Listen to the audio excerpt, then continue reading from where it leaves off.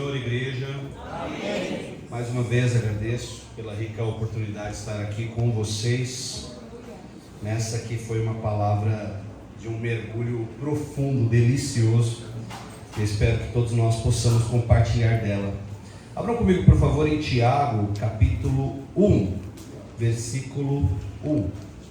Do 1 ao 4 primeiro, por favor. Glória a Deus. Poderoso Deus. Glória a Deus. Amém? Amém?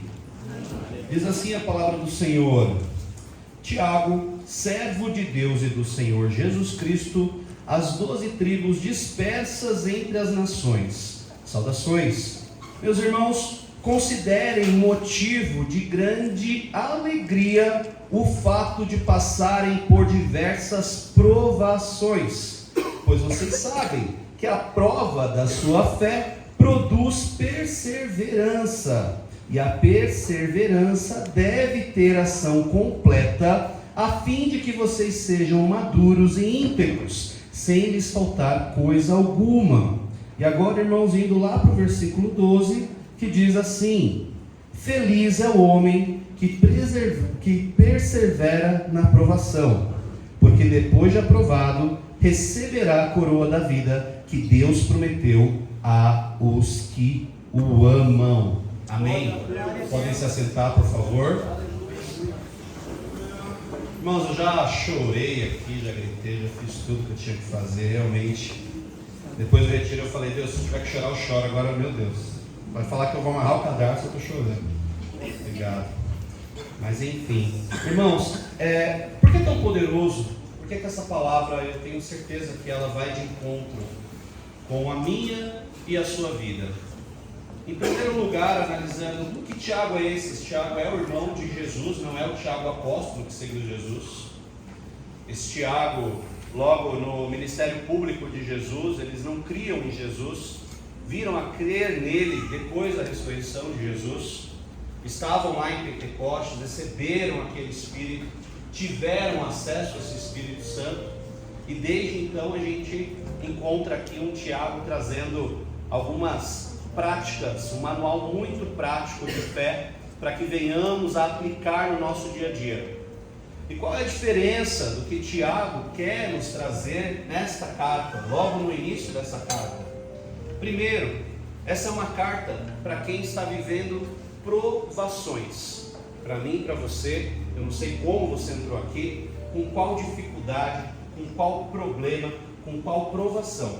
Mas já conecte-se a essa palavra no sentido de que as pessoas que estão recebendo essas cartas é como se estivesse chegando agora lá na sua casa em meio a um problema. É uma carta que fala sobre você amadurecer e aplicar a sua fé. Tudo isso que a gente vem aprendendo por aqui, tudo isso que a gente acabou de cantar, que o grande eu sou comigo está, o meu Senhor comigo está. Existe uma distância, irmãos, muito grande entre a teoria e a prática, do que muitas vezes, inclusive, nós cantamos aqui em bom e alto tom. Na prática da fé, as coisas mudam. O problema nos aperta, a gente sente que muitas vezes não tem saída, e era assim nesse tempo. A gente está falando de um tempo, irmãos, onde eu inclusive quero aqui deixar uma mensagem para você, onde esse Tiago aqui, que não cria no ministério público de Jesus, mas veio a crer em Jesus depois, ele pode ser um familiar seu que está agora na sua casa. Glória a Deus. Porque depois que ele assumiu esse acesso ao Cristo, ele teve acesso a algo novo na vida dele, se tornou um grande líder em Jerusalém da igreja, em momentos de maior tribulação. Momentos em que Estevão havia sido ali apedrejado e a igreja começou a receber uma grande opressão, passou por situações cada vez mais maçantes no levar do Evangelho, no falar do Cristo, no levar este Cristo adiante. Então não perca a esperança, irmãos, não perca a esperança do encontro, da sua parentela com Jesus, pois se você teve acesso a isso, há alguém que também terá. Se você teve acesso a esse Jesus, há alguém que também terá. Continue firme, irmãos. Essa é um parênteses da mensagem, na verdade, que desde que eu venho refletindo nela, isso falou muito alto no meu coração. Irmãos, essa carta ela tem como um princípio fazer com que você analise a sua condição atual e amadureça na fé, mas não simplesmente amadureça na fé de você para você mesmo, amadureça na fé em meio às adversidades. Você não pode mais seguir um caminho de Cristo sem entender quais são de fato os benefícios que você extrai, inclusive dos problemas. Por isso essa carta ela é tão importante, porque ela não fala com um grande empresário, dono de um conglomerado de empresas. Ele fala com pessoas que perderam tudo para falar de Jesus Cristo. Ela fala de pessoas que voltaram ao estado da miséria por falar de Jesus Cristo. Ela fala de pessoas que tiveram que enfrentar condições que muitas vezes a gente não consegue entender, mas que também ocorre nos dias de hoje, como foi passado aqui de uma maneira exemplar na janela, ao qual hoje em vários países você não tem acesso à palavra de Deus da forma livre que nós temos agora. Essa opressão continua, mas a nossa ela pode ser um pouco diferente, cada um aqui com o seu problema, tendo que lidar com a sua realidade, mas tendo também que colocar em prática tudo aquilo que é pregado nesse lugar. Então, irmãos, o mais importante logo de início, assim, para a gente pensar, é que você está seguindo algo compatível com a realidade das palavras deste livro. Entende? Você não tem que provar para o ímpio, quando ele olha para você e fala, você é crente, por que você está sofrendo? Você não tem que provar, porque a gente tem que orar para que ele tenha acesso a essa palavra um dia e venha entender a sua realidade. Mas você tem a obrigação de saber o que Deus fala sobre isso. Você tem a obrigação de dar uma resposta para você mesmo, do porquê você é crente e ainda assim você está sofrendo. Você tem que ter essas respostas e não esperar essa resposta de ninguém. E atrelar isso no seu coração como uma ferramenta, uma bússola que te leva em meio a caminhos perdidos e te coloca diante do verdadeiro propósito de você sair da sua casa e estar aqui sentado hoje, ouvindo essa palavra. Irmãos, logo quando eu vi a escala que o meu nome estava lá, eu tenho um hábito, eu gosto de ir numa livraria, gosto de ir lá pesquisar alguns livros, comprar um livro. Eu gosto de sentir assim no livro, na lição do livro, alguma coisa que Deus venha tocar o meu coração. E faz um tempo que eu estou vendo ali sobre desconforto. Isso ficou no meu coração, eu falei, eu vou lá. Fui na livraria, sem pensar muito, que a livraria queria comprar uma Bíblia para ela, sem pensar muito, na pressa. Peguei o primeiro livro com o nome Desconforto, que estava na prateleira. Não li prefácio, não li muita coisa. Cheguei em casa, comecei a dar uma lida nele, e aí eu tive acesso a uma foto de uma pessoa que estava na neve, que estava com um esqui, alguma coisa, não sei. E o nome dela era Patrícia Brainovic, que eu não sei exatamente qual era o nome, mas ela disse lá na escrita que poderia chamá-la de Pati. É estranho. Neve, Pati e tal, né? Tem ali todo um estereótipo em torno disso.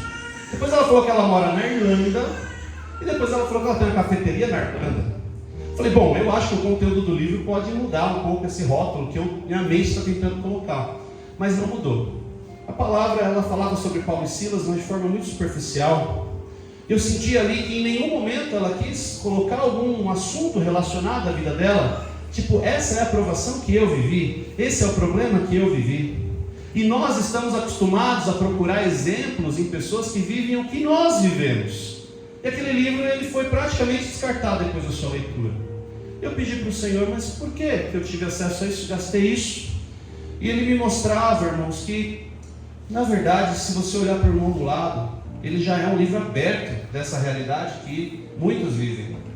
Talvez o problema que você vive, o seu irmão está vivendo agora. E talvez o problema que você vive agora, o seu irmão já superou em algum tempo. E agora ele está vivendo uma nova fase.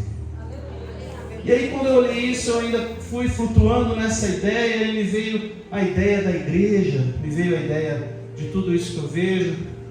E aí eu veio uma lembrança, na verdade. Queria fazer uma proposta. Quem quer ver a fé na prática? Fé na prática. Tirar 30 minutos. na serralheria, qual é o nome?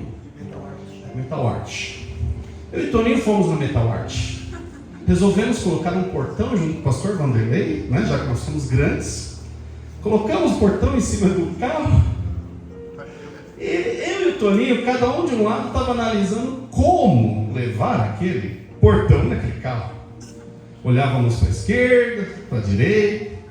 Na esquerda não dava, na direita menos ainda, de cima sem chance.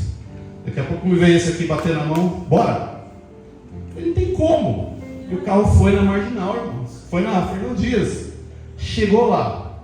Quando isso veio no meu coração, eu estou falando isso pelo seguinte, irmãos. Quando nós entendemos, isso foi uma brincadeira, mas para lembrar um pouco da fé e do acesso que nós temos hoje a um propósito. Você está sentado sobre um propósito agora. Você está tendo acesso ao ar-condicionado de um propósito. Eu estou segurando um propósito. Muitas vezes a gente não para pensar quantas lágrimas caíram para ter acesso ao que nós temos hoje. No domingo, às 19 horas. No sábado, às 19h30. Quantas lágrimas caíram para você estar aqui agora? Quantas ausências junto a filho, junto a esposa, quantas transformações foram necessárias para que nós estejamos aqui agora. Irmãos, nós precisamos fazer esse espelhamento da Bíblia para as nossas referências aqui na igreja. Seja o espelhamento para o pequeno, para o médio, para o grande, para quem já venceu grandes situações ou para quem está em pequenas situações, nós precisamos ter essa sensibilidade de entender, existe alguém seguindo esse caminho e isso me inspira, isso faz de mim alguém maior, isso faz eu enxergar possibilidades aonde eu não vejo. E era assim, irmãos, era assim na época, e logo aqui em Tiago 1:1, a gente vê Tiago falando, as 12 tribos dispersas entre as nações. Essa dispersão era uma carta direcionada a pessoas que de fato perderam absolutamente tudo. Ela é reforçada em Atos, inclusive. Lá em Atos 8:1 diz: todos foram dispersos pelas terras da Judeia e Samaria. Como você reagiria se Atibaia, Mariporã e Itatiba mudasse a religião ou o governo, tirasse tudo de você e te mandasse embora, sem nada? Você pregaria esse Jesus ainda? Você conseguiria falar ainda desse Deus, entendendo que aparentemente para você tudo acabou, materialmente falando? Atos continua dizendo: os que foram dispersos iam anunciando a palavra. Dispersão, problemas, acesso à escassez, porém continuando firmes anunciando a palavra. Portanto, irmãos, logo na primeira versículo de Tiago, a gente começa a ver atitudes que hoje são raras de se acontecer. Muitos culpando a Deus pelas suas causas e seus problemas, e abandonando a fé em momentos onde nós devemos de fato ser firmes. Irmãos, essa força foi tão grande da dispersão que veio da opressão e que impulsionou como um trampolim a igreja, que ela é citada inclusive por historiadores judaicos. Um deles, Flávio José, um historiador judeu muito famoso, ele registrou que Tiago, irmão de Jesus, foi morto em meados de 65, depois da crucificação. A perseguição existia, mas a igreja continuava viva. Tácito, historiador romano, disse sobre a perseguição de Nero contra os cristãos: eles sofriam, mas continuavam crescendo.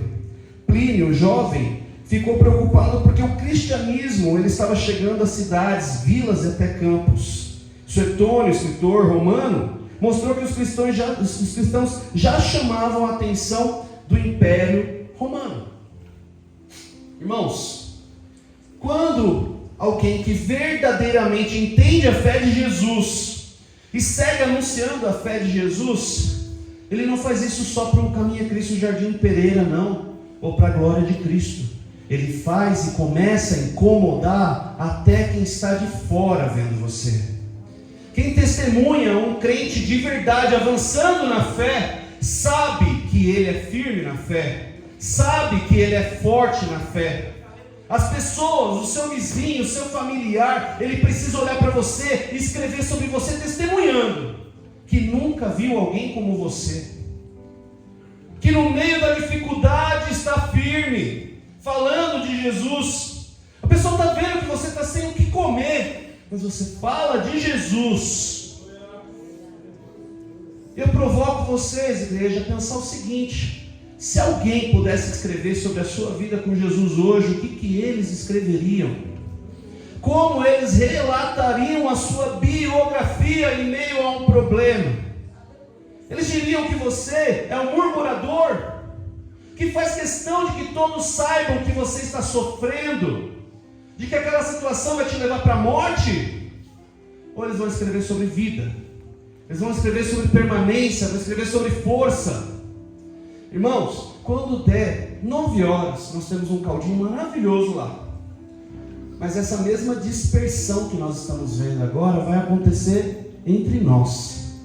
Cada um vai para a sua casa, cada um vai para o seu emprego, cada um vai para o seu desafio, cada um vai matar os seus 2 milhões por dia e um filhote no supermercado.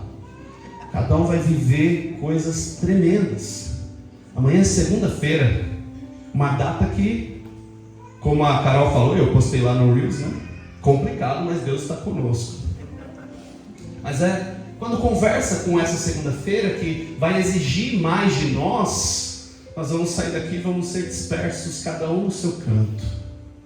E aqui essa carta, ela chega na sua casa amanhã à noite, de repente, falando com você. Então não deixe que o diabo tire essas sementes do seu coração. Carregue, anexe, empurra ela para dentro da terra fértil.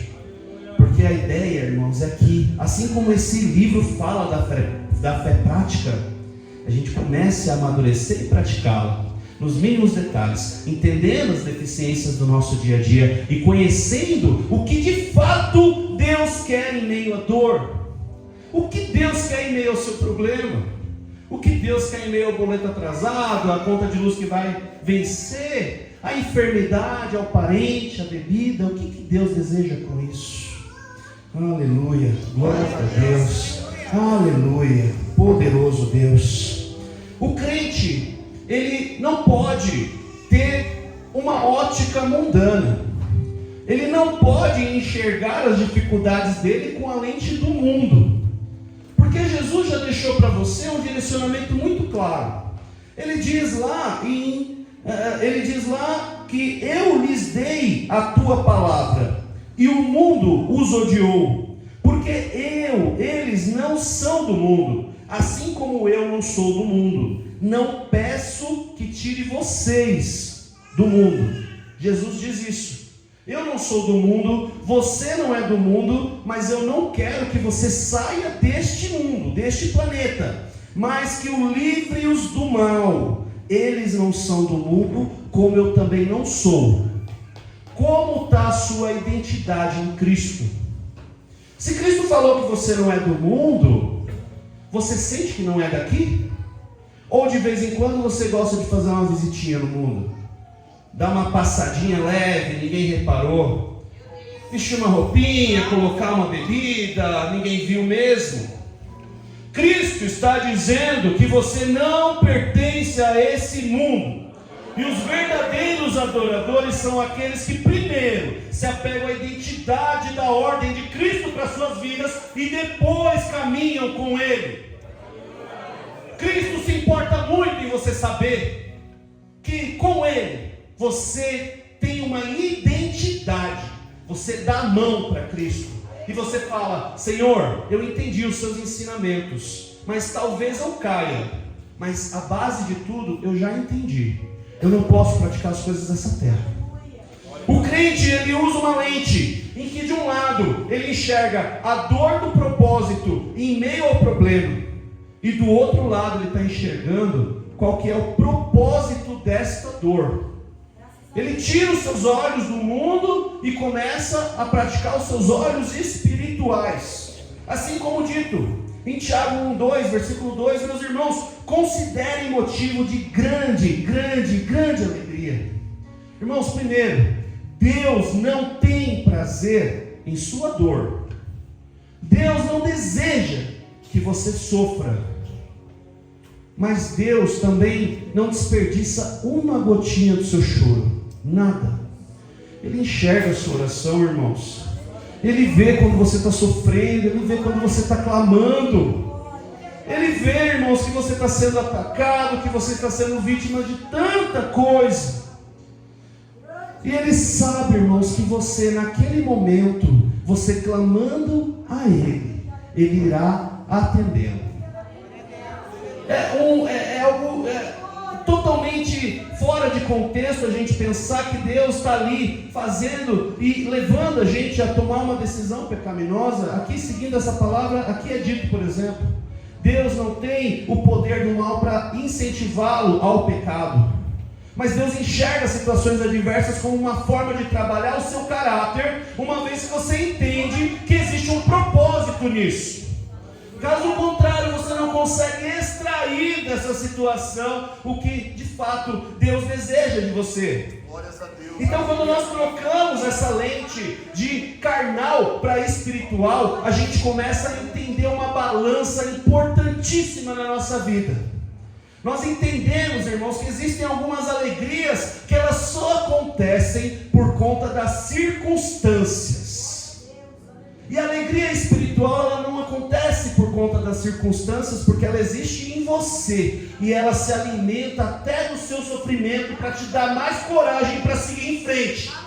Mas a alegria circunstancial, ela é diferente, porque na alegria circunstancial, se você tem dinheiro, você está feliz.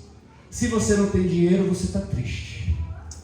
Se você tem um bom carro, você está feliz. Mas se você tem um carro mais ou menos, você está triste. Se você tem uma bela uma casa, você está feliz. Se você tem uma casinha mais ou menos, você está triste. O que move a sua felicidade são as circunstâncias do mundo, e não o que está dentro de você. É o mundo que comanda você, como se você estivesse numa coleira. Qualquer crise te destrói, quebra suas bases e te derruba. Porque a sua alegria depende do que as pessoas pensam sobre você e de como o mundo está com você. Como você vai viver Cristo com alegria circunstancial no governo que nós estamos vivendo? E não precisa ser esse governo, pode ser qualquer outro, não importa. Mas se você apegar a sua alegria à decisão dos políticos e poderosos, como você vai prosperar com Deus? Se a cada momento você é vítima de uma decisão monocrática que afeta a sua vida, que afeta o seu desejo de viver às vezes, você precisa se apegar não à alegria circunstancial, à alegria espiritual. Você precisa se carregar, encher o seu bálsamo, sentir o óleo de Deus encher você. E para isso, irmãos, não são palavras jogadas ao vento, não. A gente está baseando aqui tudo isso na palavra de Tiago. Irmãos, eu gosto muito de dar exemplos na natureza. A natureza, ela mostra Deus. Porque o designer da natureza é perfeito. Sabe por quê? Porque ela não depende do homem. Não é verdade? Se dependesse do homem, imagina o que ia acontecer. Imagina se o homem entrar no meio e falar: não, Deus, eu prefiro fazer isso daqui que fica bem melhor do que o que você... Acabou o oxigênio, acabou tudo. Mas não, a natureza quem cuida é Deus. Ele faz questão na conversa com Jó de falar vários elementos do que ele cuida, até das limitações do mar, porque ele é perfeito.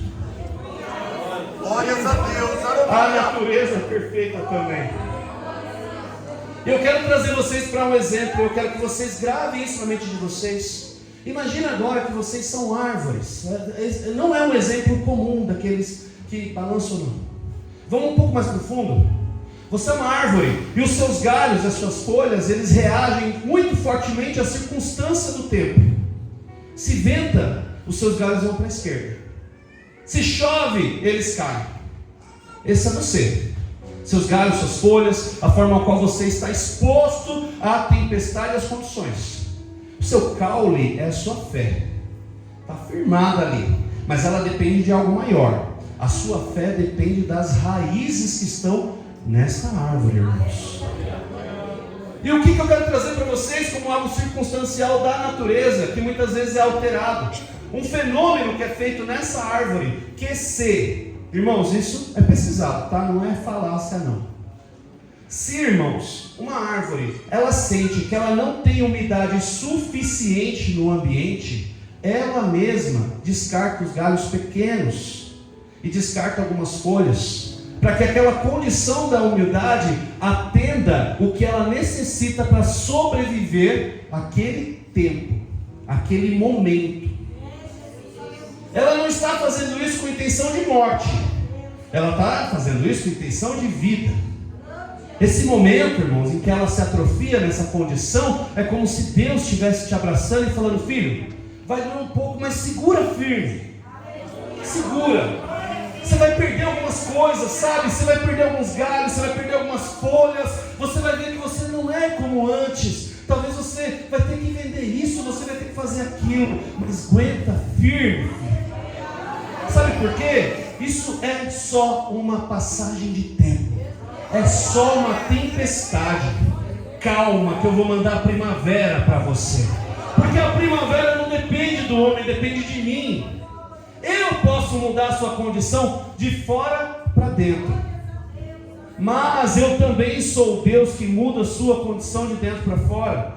Porque as árvores, elas também precisam muitas vezes se afincar na terra. E as próprias raízes, elas começam a procurar mais fundo e mais fundo uma fonte de umidade maior para poder sobreviver. E nesse exemplo, irmãos, no exemplo de fora, é Deus falando para você que muitas vezes vai doer o processo, mas que logo logo vai resolver. E o processo de dentro é você orando, jejuando, se ajoelhando, entregando a sua causa para Deus, buscando mais umidade, seja para a esquerda, para a direita, para frente, para trás, para baixo, não importa. Você tem que procurar fonte de água viva. É água corrente, irmãos, é água que não dá mais sede, é água que não vai mais te fazer passar situações assim no final. E você deve buscar esse solo, você deve avançar nessa condição. Aleluia, glória a Deus.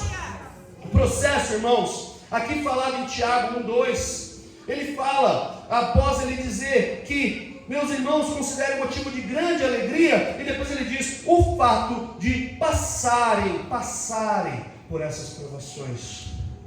Não é ficarem nessas provações, é passarem dessas provações. Essas provações, irmãos, elas não vieram para ficar. Porém, nós precisamos respeitar o processo de cada pessoa mediante o seu problema e a sua provação. Você vai ter pessoas muito mais preparadas, que vão sair de um ponto A para o ponto B, vão ver que a aprovação chegou, mas elas vão lembrar, elas vão trazer no seu cartucho, no seu drive de memória, que Jesus já tinha dito que no mundo tereis aflições. Ela vai dar um passo, vai lembrar que o quarto homem na fornalha está do lado dela, vai dar outro passo, vai lembrar lá que também tem que cuidar dos recursos, vai lembrar de Provérbios, dá outro passo. E quando vê essa pessoa, conseguiu colocar em prática a fé, e ela atravessou a provação, olhando para a fé, ela praticou, ela buscou esse Deus. Mas ao mesmo tempo nós precisamos admitir que algumas pessoas, elas estão ainda num processo, e que você vê aquele sofrimento, você entende que aquilo vai passar, você consegue ver a linha de chegada, mas aquilo está acontecendo lentamente. Irmãos, precisamos entender esses processos, dentro de nós inclusive. E obviamente a gente também vai ter aquela pessoa que na passagem da provação, ela vai fazer questão de parar e às vezes até sentar no meio dessa provação. Ela vai fazer questão, irmãos, muitas vezes, de falar para todo mundo o que ela está vivendo, menos para Deus. Ela vai comunicar para Deus e o mundo. Você vai ver até no Facebook, no Instagram, você vai ver nos stories, você vai ver uma postagem assim, ai que dor. Vai ver tudo, menos a pessoa na igreja, menos a pessoa congregando, menos sinais de que Deus está naquela causa. E não tem um exemplo melhor para a gente falar de passagem e de dor e de problema de passagem do que não olhar para o povo israelita passando aquele momento em que eles precisam entrar em Canaã. Irmãos, geograficamente falando, o acesso à Terra Prometida durava algumas semanas. Geograficamente falando. Espiritualmente falando, não. Espiritualmente falando, 40 anos. Geograficamente falando, algumas semanas. E Deus deixa muito claro que se esse caminho de semanas de fato acontecessem, eles entrariam em confronto com outras tribos. E a palavra diz que eles retornariam aos velhos rudimentos através disso. Nós precisamos entender que em meio à nossa provação, Deus também conhece até onde nós somos capazes de chegar. Deus sabe se você, na sua primeira adversidade, vai parar e vai retroceder para os velhos rudimentos. Então, Ele necessita que primeiro você passe pelo processo. E esse processo é necessário para que Ele molde o seu caráter e torne você alguém verdadeiramente elegível à promessa que Ele tem para a sua vida. Glória a Deus, aleluia. E numa dessas nós precisamos ter um olhar espiritual, caso contrário nós vamos simplesmente entrar em conflito com isso. E nós temos também, e poderíamos ter aqui, todas essas cadeiras e todos esses lugares aqui preenchidos. Mas nós temos também aquela pessoa que vai viver uma situação em que não vê Deus em lugar nenhum. E como o provérbio da família forte ali mostra, né? O Antônio conta uma história de um homem numa ilha, com fome, sem nada para comer. E veio uma lancha. Vamos embora. Não, estou esperando Deus. Veio o helicóptero, vamos embora. Não, estou aguardando Deus prover na minha dificuldade. A gente precisa ter a sensibilidade espiritual, irmãos, para conseguir entender Deus durante o nosso processo. Se nós não estivermos com nossos ouvidos treinados e tudo pronto para lidar com isso, certamente nós teremos um caminho de morte, irmãos. E não é isso que Deus deseja para nós. Preciso acelerar. Irmãos, e assim como é dito, o fato de passarem por isso, também, essa palavra ela também diz, algumas traduções, quando passardes por diversas provações. Quando passardes, e aqui também a palavra diz, nesse momento, a perseverança, a ação completa dessa perseverança. Ali, combinei algo com você, mas não vai dar tempo. Irmãos, o passar e essa perseverança que nós estamos citando aqui, ela tem um olhar para o caminho. Nós já falamos sobre a necessidade de enxergarmos a provação, entendermos quais são as práticas que nós precisamos ter, sobretudo na fé que nós temos durante o processo. Entender que no nosso processo nós precisamos nos apegar a esse Cristo. Mas nesse momento nós também precisamos entender como Deus se comporta mediante a isso, quais são as falas de Deus mediante a isso.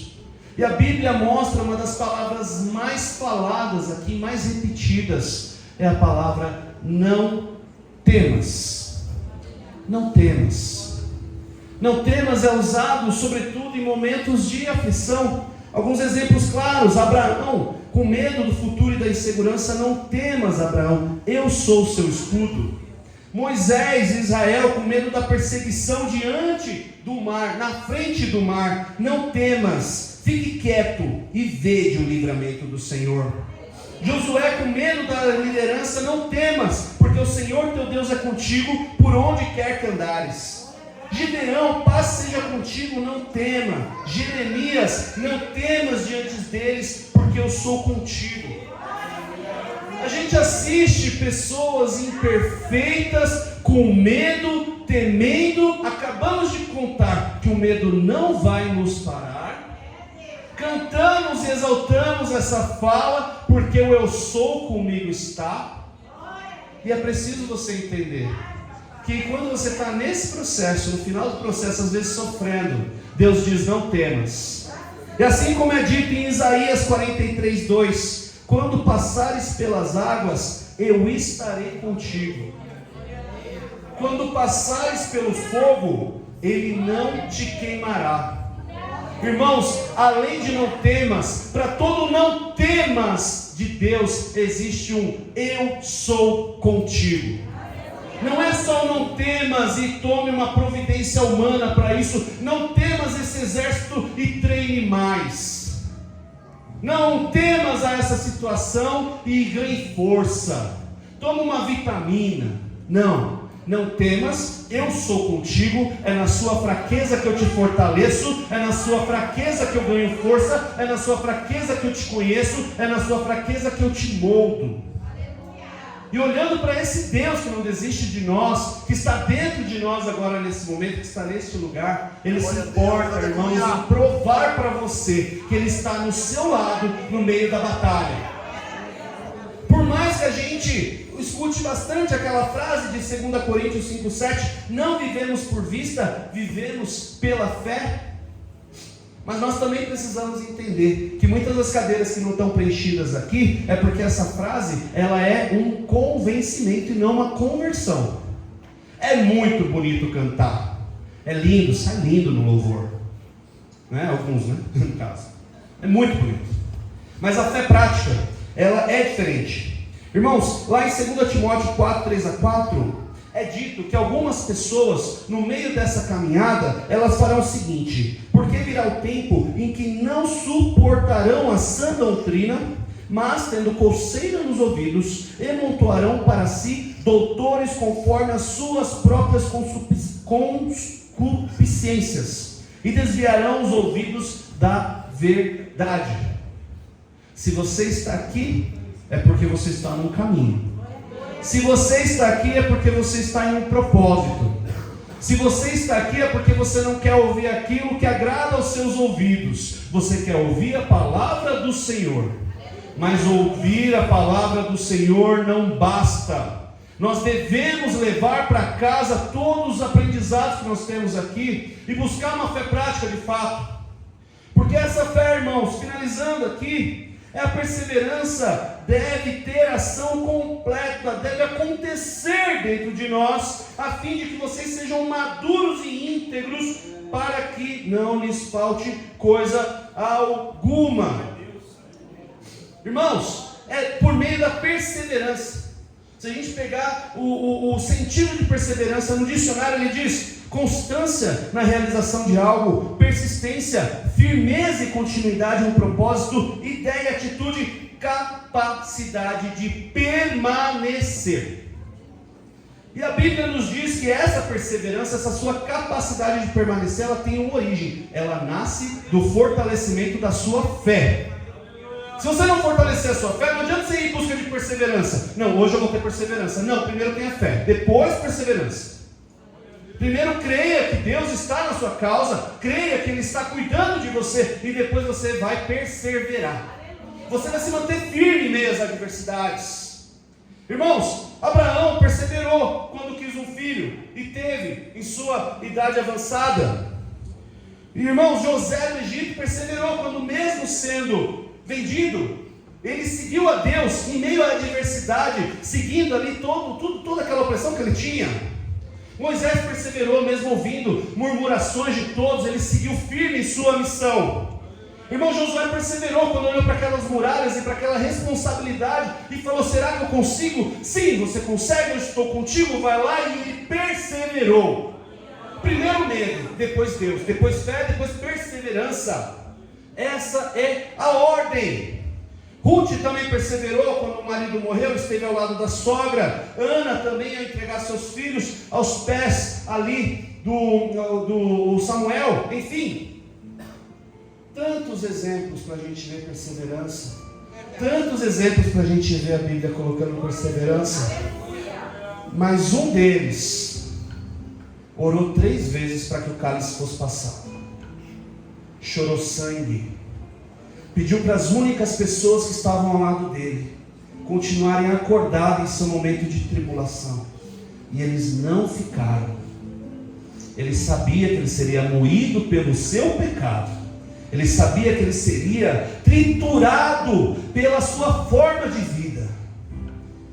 Ele pediu que o cálice fosse tirado, mas ao mesmo tempo que fosse feita a vontade de Deus. E hoje, se você é um cristão verdadeiro, que persevera, é porque você está dentro da vontade de Deus. Porque você reconhece que o sacrifício não foi à toa. Porque Jesus Cristo morreu na cruz por mim e por você. Para nos dizer que mesmo em meio a algo que Ele não queria fazer, Ele viu na sua vida um motivo muito maior do que a dele. Ele disse para Pedro que se fosse do desejo dele, o céu abriria e legiões de anjos desceria e acabaria com tudo. Mas Ele olhou a sua vida no momento em que você estava pecando. Ele olhou a sua vida no momento que você estava prestes a desistir. Ele olhou a sua vida no momento que você estava prestes a dizer, não quero mais. Ele falou, quando você olhar para a cruz, você vai ver que eu perseverei e venci por você. Eu venci o mundo. E eis que estou contigo todos os dias da sua vida. Irmãos, a aprovação, no momento da aprovação, ela mostra quem nós somos. No momento da perseverança, ela mostra quem nós nos tornamos. Guarda isso no seu coração. É no meio da aprovação que você grita, murmura, que o seu vizinho vê, que você vive esse ato, esse momento que você não sabe muito bem o que sentir. Mas persevera, irmãos. Persevera. Sabe por quê, irmãos? Porque, aqui finalizando já, em Jeremias 12:1, Jeremias olhava para o lado e pensava, Senhor, numa situação ali, por que o perverso, por que o ímpio, ele prospera? Eu estou aqui sem ter dinheiro para pagar uma conta de luz, e o amigo ali do lado está fazendo uma festa de flare, sei lá. Eu estou aqui querendo pagar minha gasolina e o cara está gastando num iate. Por que ele consegue coisas e eu não? E aí Deus responde um pouco mais adiante: se te fadigas correndo com homens que vão a pé, como você vai conseguir correr com cavalos? Ô irmãos, você acha que Deus está preocupado se você vai trocar de carro esse mês? Se você vai conseguir uma casa maior, um espaço maior? Isso é corrida humana. Isso são passos do mundo. Deus quer ver você correndo com cavalos. E o cavalo com a língua para fora sem conseguir acompanhar seus passos. Por quê? Porque essa corrida é espiritual, irmãos. E sabe para onde ela nos leva? Para a salvação. Você tem promessa. Você tem promessa. Você tem promessa. Você tem promessa e há propósito na sua promessa. Essa promessa permite que você não tome decisões que muitos aí estão tomando. Quem já conversou com uma pessoa fora da igreja e viu que no meio de uma aflição ela não tem para onde correr?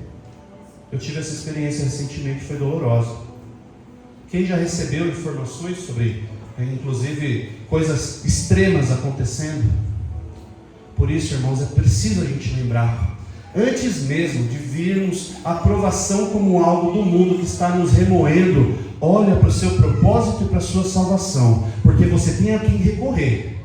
Quando você está mal, você entra no seu quarto, fecha a porta e clama a Deus, e Ele te responde. Então, irmãos, fique atento a tudo isso que Deus coloca em suas mãos. Não troque, irmãos, esse propósito por um momento. Se apegue ao propósito de Deus. Vá pegar a sua coroa. Continue firme na direção da sua coroa. E Deus vai te recompensar por tudo isso que você está passando hoje. Então, a partir das nossas cartas, da nossa dispersão desse culto, quando você estiver vivendo um problema, você vai falar: isso vai me gerar perseverança. Porque eu vou ter fé. Eu vou crer que Deus vai me resolver isso. E a minha perseverança vai me aproximar mais ainda do propósito maior, que é a minha e a sua salvação. Tá bom? Que as palmas engrandeçam o nome do Senhor.